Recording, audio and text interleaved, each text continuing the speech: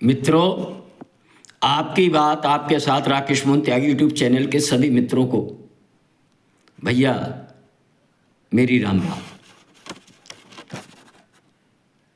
आज के इस 17 दिसंबर के प्रातःकालीन 412वें अंक में मैं आज चर्चा करूंगा एक ऐसी समस्या की जो दिल्ली और एनसीआर दिल्ली के आसपास प्रतिवर्ष हम सबके स्वास्थ्य और जीवन पर एक गंभीर संकट बनकर खड़ी होती है।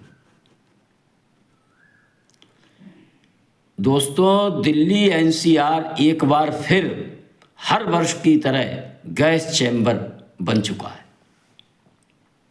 इसमें सांस लेना मुश्किल है, आंखों में जलन है, विजिबिलिटी बेहद कम है, देख नहीं सकते, बच्चे बुजुर्ग बीमार इससे सबसे ज़्यादा प्रभावित हो रहे हैं, खास तौर से गर्भवती माताएं बहनें। और आपको जानकर आश्चर्य होगा, इस समय दिल्ली एनसीआर के कई इलाके, जहांगीरपुर जैसे कई इलाकों में AQI 400 से 498 तक के गंभीर से गंभीर स्तर तक पहुंच चुका है। सुबह शाम धुंध की मोटी चादर, विजिबिलिटी कम होने से, दिखाई कम देने से दुर्घटनाओं का खतरा, बच्चियों का स्कूल जाना बंद, खेलना कूदना बंद, पढ़ाई ऑनलाइन, और बहुत से संस्थानों ने, विभागों ने अपने कर्मचारियों को भी घर पर काम करने की सलाह दी है, आदेश दिया है।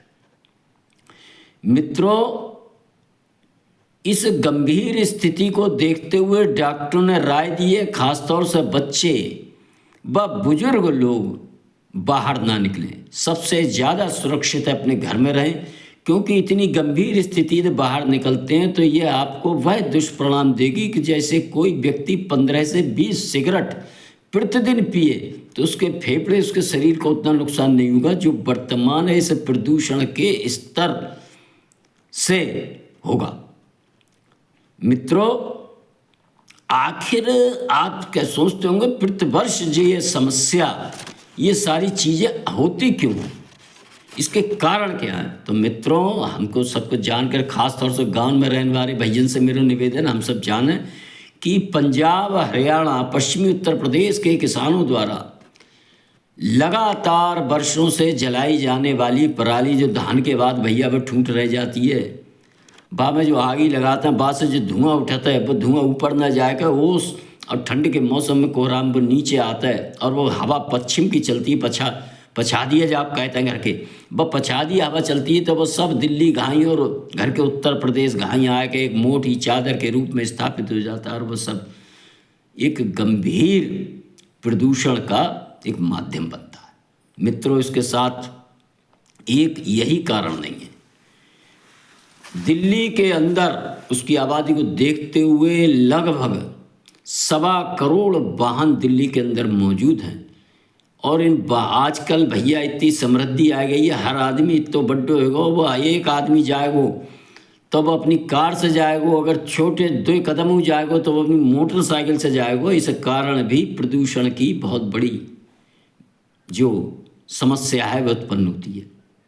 मित्रों, हम लोग पब्लिक ट्रांसपोर्ट जो है, बस है जिसमें ज़्यादा से ज़्यादा लोग जा सकें, जिससे कि यदि 50 लोग बस में जा रहे हैं तो समझो 50 गाड़ियां नहीं चल रही हैं, एक गाड़ी ही प्रदूषण फैला रही है।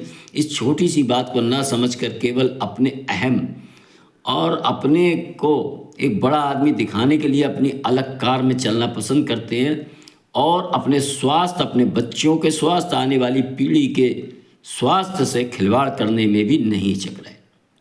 मित्रों, सरकार ने एक गंभीर स्थिति को देखते हुए एक GRAP जो IB एक कानून होता है, इस गंभीर स्थिति को देखते हुए लागू किया। इस कारण सरकार ने गैर जरूरी निर्माण कार्यों पर रोक लगाया है दिल्ली के अंदर, NCR के अंदर, और ख़ास तौर से डीजल से चलने वाले ट्रक व अन्य वाहनों की बिल्कुल नो एंट्री कर दी है। और जैसा कि मैंने बताया, बच्चों के स्कूल जाने पर रोक, छोटे बच्चों के, और ख़ास तौर से हम सबको भी, सरकार तो कर ही रही, लेकिन स्वयं हम सबको भी कहीं ना कहीं अपनी जीवन शैली में परिवर्तन लाना पड़ेगा। सुप्रीम कोर्ट ने, हाई कोर्ट भी लगातार इस ओर इंगित कर रही है कि अमीर लोग अपनी जीवन शैली बदलते नहीं हैं और इस कारण यह समस्या उत्पन्न होती है। समस्या के कारण गरीब आदमी सबसे ज़्यादा भुगतता है, बच्चे भुगतते हैं, बीमार और महिलाएं बुजुर्ग इसके शिकार होते हैं। निर्माण कार्य बंद होने से किस प्रकार मजदूर के सामने रोजगार का संकट खड़ा होता है, ये सब चीज़ें हम देख रहे हैं। मित्रों, आज ये प्रदूषण की समस्या दिल्ली और एनसीआर में ही नहीं, धीरे धीरे आप देख रहे होंगे पूरे उत्तर भारत की एक समस्या बन चुकी है, हमारे गांव में भी हो चुकी है।